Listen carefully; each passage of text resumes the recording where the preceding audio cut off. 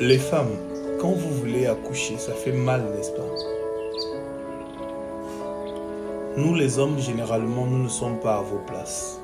Donc du coup, nous ne pouvons vraiment pas peser le poids et la difficulté que ça implique de vouloir mettre au monde quelqu'un. Parce que chaque fois que la femme monte sur le lit d'accouchement, elle met sa vie en danger. Parce qu'il y a des femmes qui sont mortes en donnant la vie. Ce qui signifie que ce n'est pas facile d'avoir son enfant dans la main.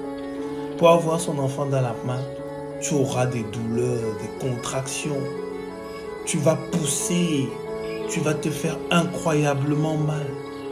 Mais à la fin de tout ça, lorsque ton enfant est dans ta main, tu oublies toutes tes douleurs. Ainsi en est-il de ta bénédiction. Vois-tu, il y a une période de ta vie où tu es dans les contractions. Et les contractions dans la vie d'un homme peuvent durer des années. Cela signifie que tu peux te retrouver des années en train de vivre d'humiliation en humiliation, de difficulté en difficulté. Ce sont tes phases de contraction. Parce que nous ne vibrons pas tous à la même fréquence et nous ne produisons pas tous à la même saison. Il y a des gens pour qui ça va prendre 5 ans, des gens pour qui ça va prendre 2 ans, des gens pour qui ça va prendre 10 ans. Donc tu peux être 10 ans dans tes contractions. Et pendant que tu pousses fort, tu continues de persévérer, tu continues de te battre, tu continues d'avoir la mentalité du vainqueur et de ne pas abandonner, tu finis par enfanter. Oui, tu finis par enfanter.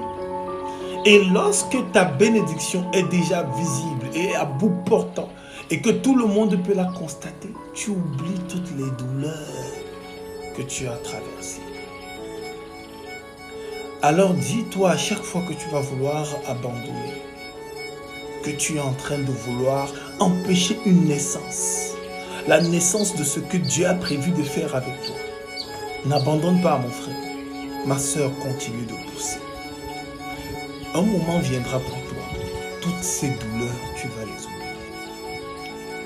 Dis-toi que tu es dans ta période de contraction. Pousse.